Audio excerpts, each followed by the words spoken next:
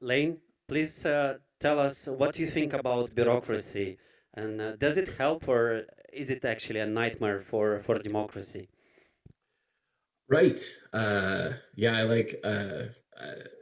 like answering this question because I feel like, given my background, which I'll talk about in a moment, is very technology focused. um, uh, I actually have a huge appreciation for bureaucracy and its role in, in its role in making sure that democracy actually functions. And I actually have come to that conclusion. I mean, I've come to that conclusion. I'm sure many people have, but I've landed in that place in large part through my experiences with technology and the application of technology, both working in the sort of startup industry generally in Silicon Valley and also actually trying to apply technology to government. So I think the best way for me to kind of get the best way, I should acknowledge, I feel a little weird now as an American showing up and trying to talk about democracy. I'll just throw that out there before we get started because we are obviously not doing a great job with it at the moment. That said, I feel like there are some lessons of democracy that are universal, whether yours is functioning or, illiberal or whatever it is that America happens to be at the moment.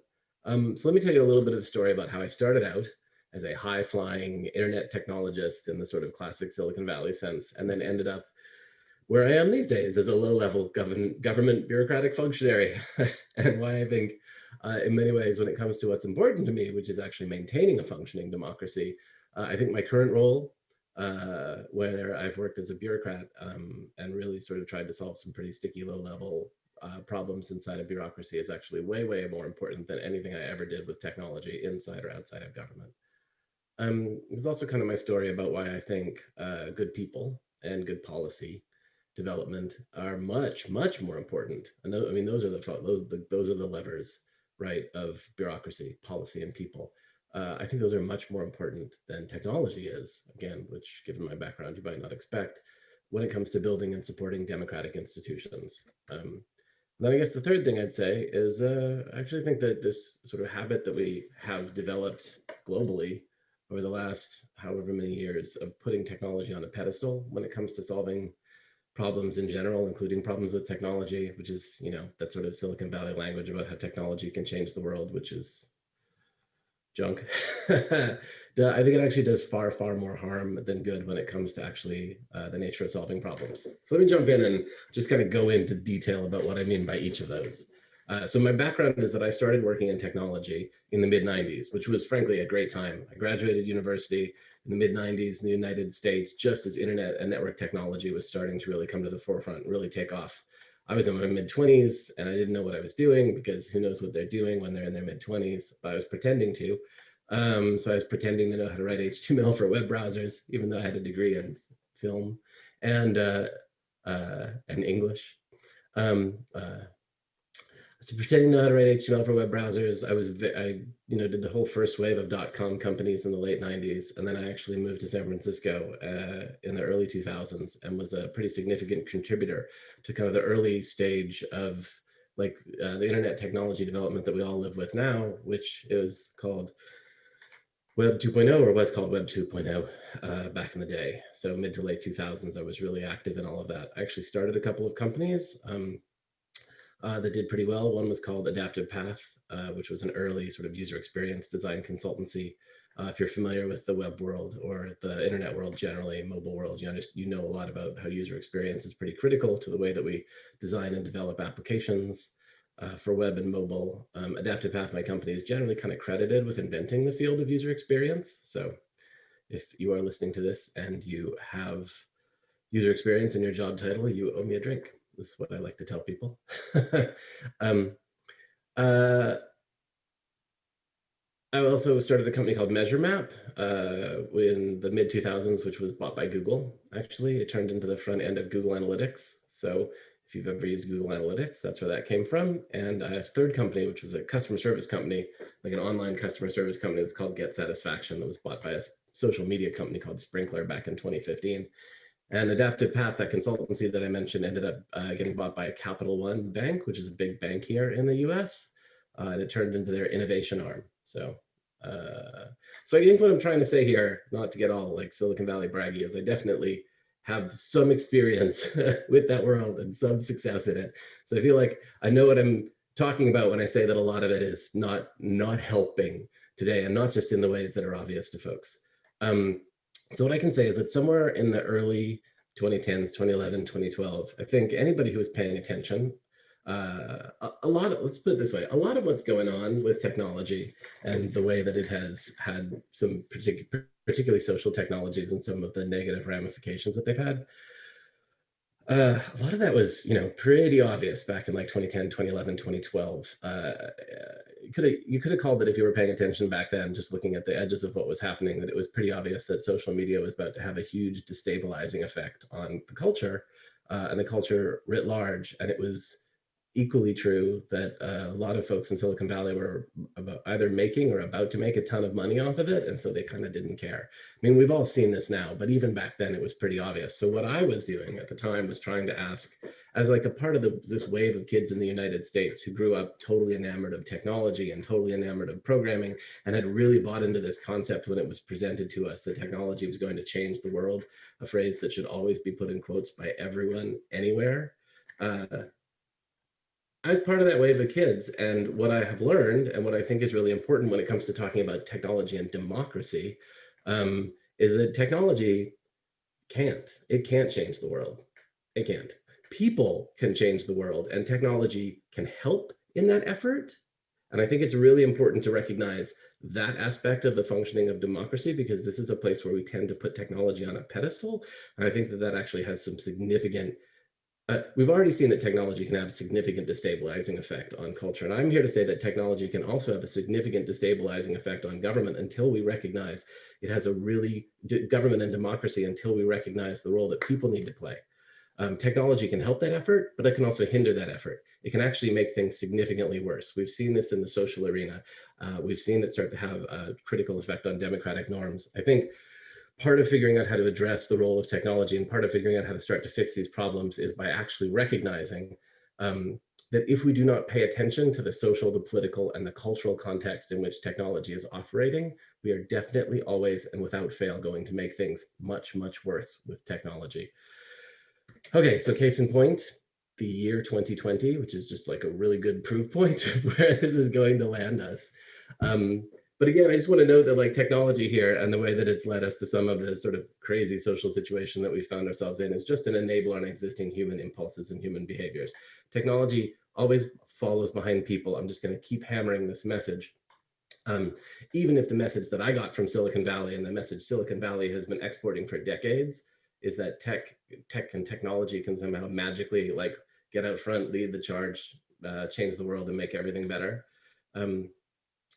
I guess if you want the TLDR in this talk, if you want the one thing that I hope you take away from it, it's this: technology doesn't solve problems. Technology has never solved a problem. People solve problems. Technology, and network technology in particular, so all this social stuff that we deal with, it's good for two things. Technology can embed solutions to problems, and it can scale solutions to problems. But the challenge is technology doesn't have an opinion about this. Technology is agnostic. It's a tool. It is agnostic about whether or not it is solving a problem or creating one, right? So if you, the people, or in a more democratic context here in the US, if we, the people, don't actually solve the problem first and then decide to apply technology to it, all we end up doing is embedding the problem and scaling the problem. And this is why I've gotten involved in government. This is why I've gone from being a high-flying internet technologist to a functioning government bureaucrat. It's because that is where you actually solve the problem. And if you want technology to do good work inside government, if you want technology to do good work for democracy, you have to make sure that you have done the hard work of solving the problem you're trying to fix with technology before actually applying technology to it. Again, by way of example, literally everything happening in the year 2020, we have scaled the heck out of our problems with technology. And I think now is the time to ask, what are the situations, what are the environments, and what are the contexts we need to move into if we actually want technology to start solving problems? So I have some examples of this. So let me turn to those. So I started working in government around 2014. I had gotten, as I mentioned, disenchanted with Silicon Valley. It was pretty clear to me that people were mouthing words about changing the world, but really they were only lining their pockets, which, is behaviors we've seen in other contexts as well. Uh, but I still love, I mean, you know, again, I was that kid that grew up working in tech and I loved it. And I had enjoyed the experience I'd had in the startup world. I had enjoyed building things and making things. And I really did care about figuring out how to make something work. So I didn't believe in Silicon Valley anymore, but I still thought, you know, there are a lot of other places besides Silicon Valley that might at least hold the possibility of technology improving things. And it was 2014, so we're deep in the Obama era of government and change and possibility here in the US. So I started out working for a nonprofit called Code for America, which was based in Silicon Valley, but was filled with people who had a similar sort of mindset. And they, at the time, were working with cities to try and figure out how to use technology to solve the problems that cities had. It was really interesting for me. It was the beginning of my sort of dawning awareness that for the most part, the problems we were being asked to address weren't remotely fixable through technology. That was what I went to work for a place that said technology can fix cities, and pretty quickly was like, no, it cannot. Um, and I learned this because we kept trying and it kept not working.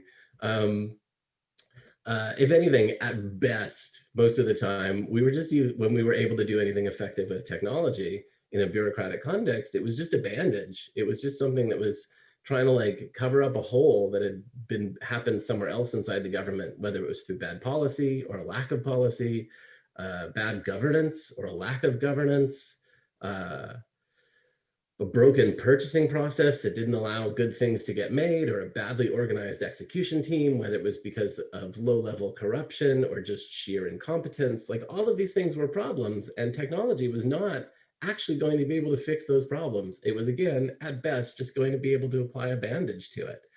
And at worst, and much more common, it was going to, you know, to make things less effective.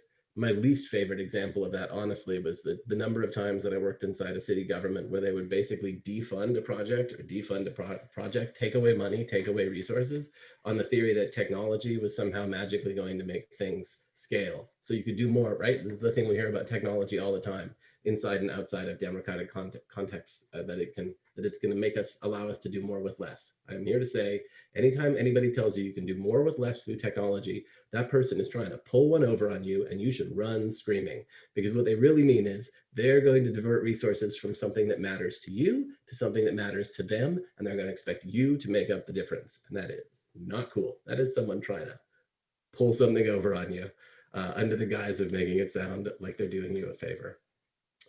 But also, like, no, when they aren't, like, no, because when it is, because what I want to say is that when it is done well, like when it is about, when using technology inside a government environment, it's about building a support structure uh, that is going behind good people making good decisions and enforcing good decisions, or at least trying their best to do so. Then technology plays a critical supporting role in enabling and enforcing democratic norms and democratic institutions. It 100% can absolutely do that if it is scaling a solution, if it is embedding a solution and scaling a solution. This is kind of what I think I meant when I titled this talk, The Importance of Bureaucracy to a Functioning Democracy. It's not that I don't want to talk about technology. My whole career has been in technology, and the last decade has been explicitly about thinking about technology and its relationship to bureaucracy, technology and its relationship to democracy. But like, I don't think technology needs to be put on more of a pedestal than it already has been. I do think we need to look at the folks that are doing this work, this hard work, not even just like the flashy politicians, corrupt politicians, not corrupt politicians, but like the people who are tasked with the hard work of like executing on a daily basis and asking like, what do we do? What can we do to support them in their institutions? What needs to happen to ensure that the work they're doing is truly democratic, right? Is not corrupt, is not challenging, but is actually democratic. And then once we have answered those questions, then ask the question, how can technology be used to support this? How can technology be used to scale this? That is the order of operations in which this work needs to get done. And when we don't do that, when we try and shortcut it, and technology, people love to use it as a shortcut, when we don't do that, we just make things worse. So this is what I want to talk about: the importance of people, empowered, engaged people, making smart choices about the future, writing down those choices as policy and law, thinking through the best ways to execute on them, ensuring that they're well executed, and then ensuring that they keep being well executed, including making the changes to them when it's necessary. That is the critical work of democracy. And there, it is important to build structures, right? This is the hard work, important to build structures that allow that to happen. And technology 100% can be a part of building those structures. But there are no shortcuts, technological or otherwise. So here's a story about just one project that I saw when I was at Code for America that actually did a fantastic job of this, and why I think so. It was back in I think 2012.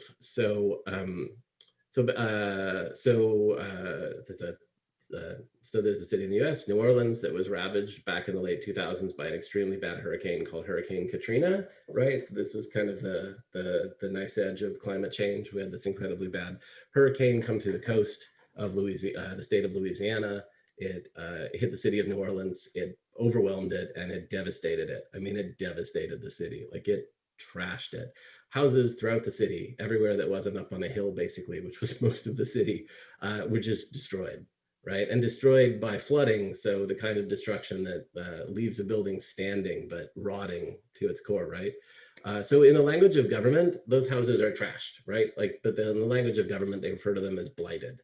And the reason I mention this is because as New Orleans started to rebuild, in part through the application of federal funds from the US government to do that, as it started to rebuild, it was kind of rebuilding house by house. So you end up by the early 2010s, by 2011, 2012, with a really strange situation in New Orleans where some neighborhoods, many neighborhoods in the city, half the houses have been fixed and half the houses are completely destroyed. You can have a house in one area that's beautiful and new and renovated, and it's sitting next to a house that's rotting to the ground. And you go into a neighborhood in New Orleans, and this is everywhere.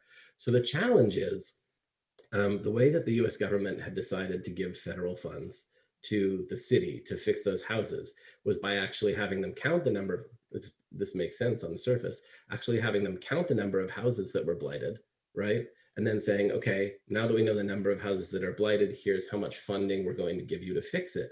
The problem was there were so many houses in this situation, and the government was struggling. So the government of the city was struggling so badly, right? Because it had no funds, it had no resources. It needed those federal funds, frankly, to be able to do anything. But it was in this strange situation where in order to get those funds, they had to have a workforce that could count those houses and in an accurate, descriptive way, but they were unable to do that because they didn't have the funds to hire those people. So kind of a catch-22 situation that they found themselves in. So this is where blight status comes in. This was a team from my nonprofit I worked for, Code for America, that went in and basically, and this won't surprise anyone, like the vote me folks, it won't surprise anyone who understands like how technology can be made meaningful in this way. They came in and they were like, oh, we could address this with a mobile app. And so they did that. They actually built a mobile app, Android and iPhone, that allowed residents of the neighborhoods to walk around, take photos of the blighted houses, mark down where they came from, talk about the status of them. And then they were able to report that information back centrally, right, to the city. So the city was able to take advantage of the people who, not take advantage of, but was able to work with the people, the residents of these neighborhoods, the ones who cared about seeing those neighborhoods get improved, were able to use this blight status application to work with the residents of those neighborhoods to get an accurate count so that they could get the funds that they needed to actually be able to fix things, right? To get them out of that situation where they weren't able to do it otherwise. So I love this story because, yeah, that is a fantastic application of mobile technology to a real critical problem, right? That absolutely affected people's abilities, their livelihood. Like, to me, this is like democracy, technology, and technology supported democracy in action. But I think what's really important about the blight status story is that, like, I just told it through this kind of technological lens, right? And that's how all these stories get told. But the real story of that is, like, do you know how many people inside and outside the government of New Orleans put tons of effort into creating an environment in which that could happen, right? There were the people who worked in the policymakers who worked inside the city to make the changes to the policies that allowed non-government employees to be able to do that counting. There were the people inside the city who worked with the technology team to figure out how we're going to do this. There were the community activists who were willing to kind of come to the table and figure out, okay, here's what we're going to be able to do for you, and here's how we're going to be able to get the word out about this application. Here's what we can commit to in terms of time and resources. And then there were the actual residents of the city, the the citizens and residents of the city and these neighborhoods who were willing to put the time and effort into it. And I mention all of those because I tell this story in this way because like the technology is the cool part. It's cool that they were able to do that with this mobile app. It's fantastic. But I want us to recognize that even if I tell that story with that part coming first, that that technology, that mobile app was came at the end of a very, very long line of actions and activities, right? Like that came at the very, very end of a whole lot of work that people put into sort of the messy functioning work of like bureaucracy and technology and democracy. That's all of that had to happen. All of those things had to be lined up for that app to be as successful as it was. And so I just want to bring those people back into the story because to my mind, that is the best kind of democracy. It's the sort of messy work of it, right? It's all the people who are doing all of the works, most of it, almost all of it, not necessarily recognized. That's what we need more of. Anyway, so that's my story of how I went from high flying technologist who caused a lot of problems to low level government bureaucrat who's just trying to solve them instead. Most recently, actually, I spent the last, I just sort of wrapped this up, but I spent the last 4 years working for the federal government in the United States. I spent 2 years working under the Obama administration, where I joined a team we have here that the Obama folks started called 18F, which is just kind of a funny, cool name that they gave it. That was specifically called upon to do just this, to be civil servants who were trying to figure out how and where we could better use technology to support the execution of democracy, democratic processes, and all the machinery of bureaucracy that supports all of that. Which is cool. It's like, I mean, it's kind of work that honestly, if you're a technologist, you sort of love. It's like messy, low level work. But just, you know, in this case, with the goal, sometimes met, more often not met, of trying to keep democracy functioning. That's just kind of how it works. And before I'll wrap, I'll just say I spent 4 years in the US government, 2 years working under Obama, and then 2 years working under Trump. But I'm going to save that story for a different time, and ideally one where we are drinking. Which isn't going to happen anytime soon because we're in this terrible but fantastic moment where a US passport is basically useless because we are not allowed out of this country. No one will accept us. But at some point, hopefully, that will change and I will be allowed to leave the country again. I'd love to come visit Moldova again. I thought it was an amazing experience, and I hope to be able to get back there sometime soon. And until then, you've got me and my wife's sewing machine behind me. So thank you for letting me speak a little bit about this. Thank you very much, Lane, for your perspective on the technology, bureaucracy, and the democracy. There was actually a question from the audience Oh, that please.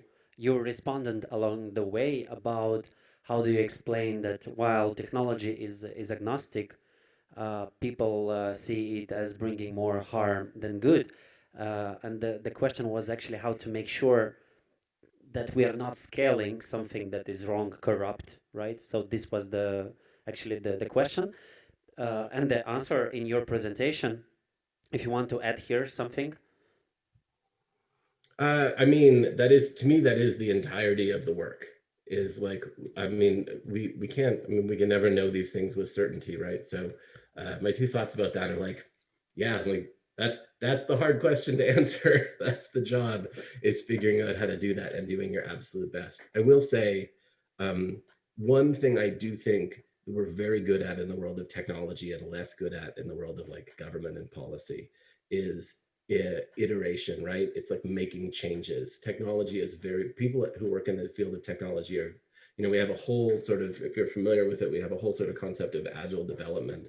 And the whole idea behind agile development is you don't know as much at the beginning of a project as you think you do. And so you make sort of small incremental change, like developments along the way, right? And you sort of check, you like do some work and you check it, and you do some work and you check it, and you sort of just, instead of thinking you know everything at the beginning, you say we know a little bit at the beginning, we'll know more at the end. Let's, you know, take that as part of the process. We do not do that with policy development, and we do not do that in government, and we really should. Like, we should spend a lot more time revisiting our assumptions and revisiting our policies so that when we don't get it right the first time around, we can make that change, and then the technology can follow behind it. And another question was about the face recognition technology. Do you think it's a good idea that, especially the No, police authorities no. are using this technology? I do not. I don't. No, I think it's terrible. I mean, this is one of the places where I think regulation is really, really critical. I think there are some valuable uses of face recognition technology, but generally speaking, I think that surveillance and oversight has no role in a functioning democracy, like no meaningful role in a functioning democracy.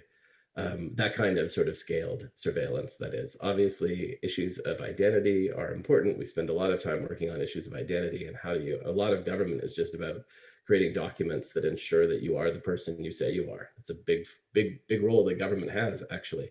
So I'm not saying that identity isn't a critical part of it, but when we look at some of the uses of facial recognition technology for surveillance and oversight, it's very easy to see how that goes in a bad direction. I will say I am like, there's nothing. The other thing that Silicon Valley has historically made a big deal about is sort of the inevitability of technology, right? There's a book by a famous futurist named Kevin Kelly called What Technology Wants. I hate this book. I like Kevin, but I hate that book.